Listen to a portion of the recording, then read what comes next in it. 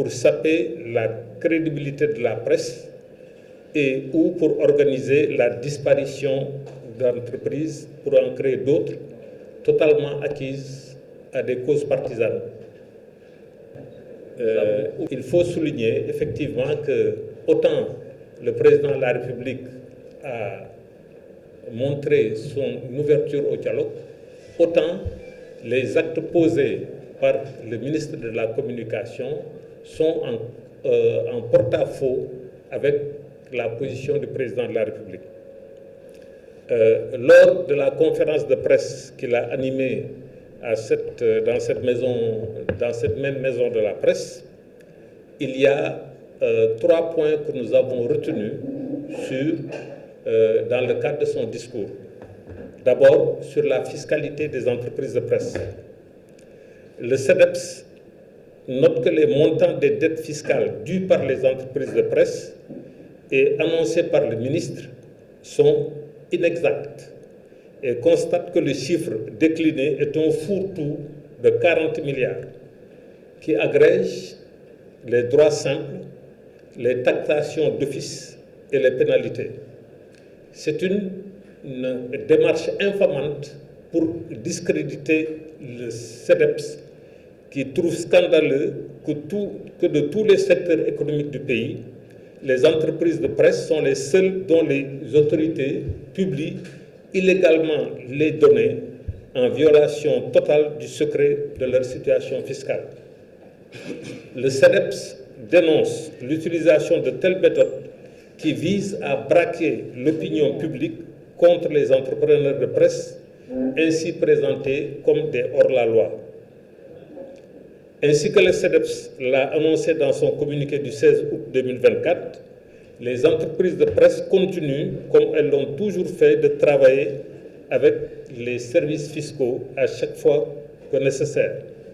Les entreprises de presse ne refusent donc pas de s'acquitter de leurs obligations fiscales et ne peuvent pas accepter que les autorités les privent de leur droit de faire aménager le versement de ce qui est dû. Ça, c'est un point fondamental de la conférence de presse de dénigrement des entreprises de presse de la part du ministre de la Communication. Le deuxième point concerne la situation sociale des entreprises de presse. Le CEDEPS reste conscient qu'il y a des efforts à faire, mais trouve inconcevable qu'un ministre de tutelle ne fonde pas son argumentaire sur des statistiques de services étatiques et ne prend en compte qu'un échantillon de 217 journalistes, alors qu'il y a actuellement 2118 personnes qui détiennent la carte nationale de presse sur les 2700 demandes auprès de la commission de délivrance de la carte de presse. L'État ne disposerait-il pas de services qualifiés pour mener des enquêtes fiables sur la situation sociale des entreprises de presse en termes de contrats enregistrés, de salaires et de cotisations sociales? Si, au niveau des entreprises de presse, nous avons des journalistes et techniciens des médias, dont 2118 détiennent la carte de presse, il faut compter dans les entreprises de presse un journaliste ou technicien des médias pour au moins 4 autres personnes. Donc, ça ne concerne pas seulement les journalistes et techniciens des médias, mais la situation globale concerne d'autres emplois qui sont dans les entreprises de presse.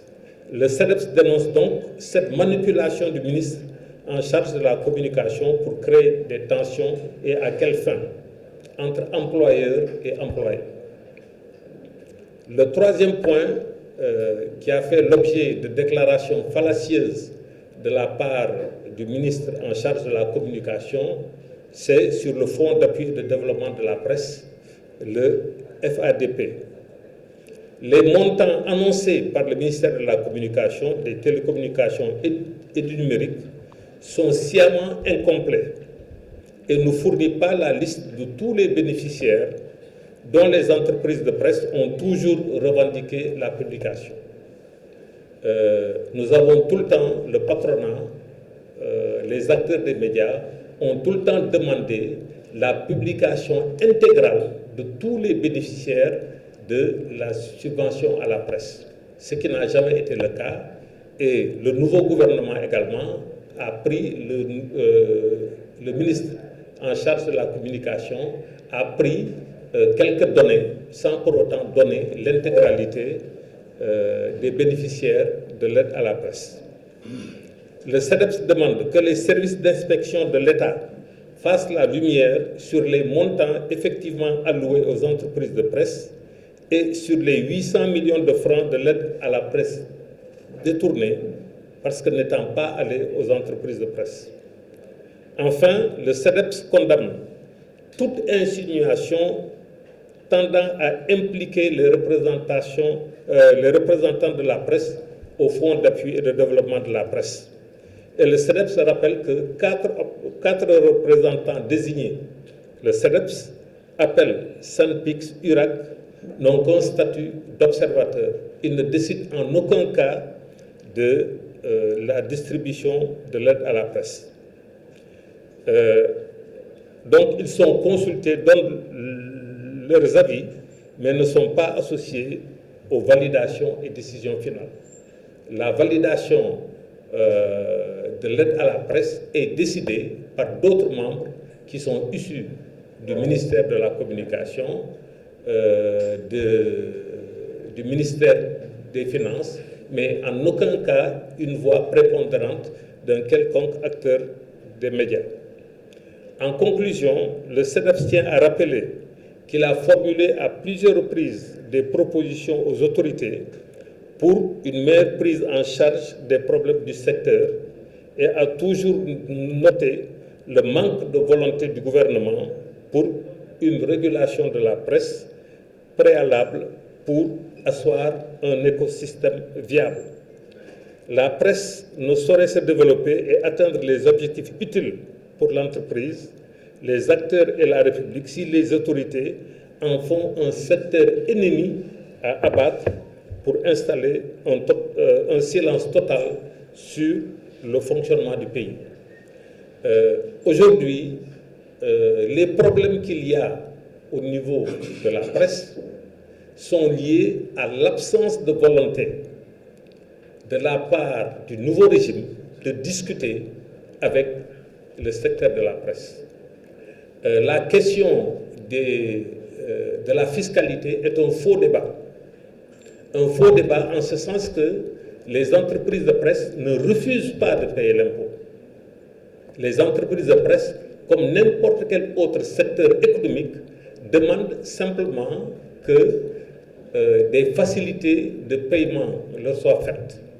Comme c'est le cas dans tous les pays du monde, les impôts n'imposent pas aux entreprises de presse des moyens qu'elles n'ont pas. Vous n'êtes pas sans savoir que depuis le Covid-19, les entreprises de presse ont perdu 70% de leur chiffre d'affaires, et particulièrement la presse privée. Ce n'est pas donc une volonté de ne pas pouvoir payer, de ne pas payer les impôts, mais une réalité qui fait que les entreprises ne peuvent pas payer les impôts. Et je rappelle que durant le Covid-19, tous les secteurs en difficulté ont été accompagnés par l'État avec un fonds de 1000 milliards.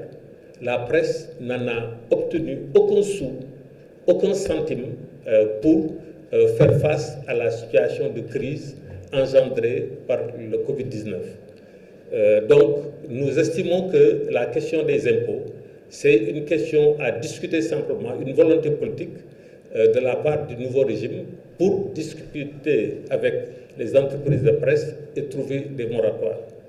De la même manière, je me suis perdu. Oui, sur la situation sociale des entreprises de presse. Les entreprises de presse sont des entreprises enregistrées en bonne et due forme. Le secteur des médias, comme je vous l'ai dit tout à l'heure, compte plusieurs milliers d'employés. Les journalistes et les techniciens des médias, le personnel administratif et le personnel technique. C'est plusieurs milliers.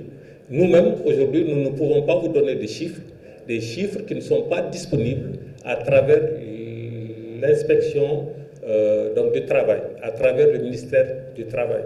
Mais nous sommes quand même une partie importante des 440 000 environ employés au Sénégal enregistrés au niveau de l'inspection du travail. Donc nous sommes,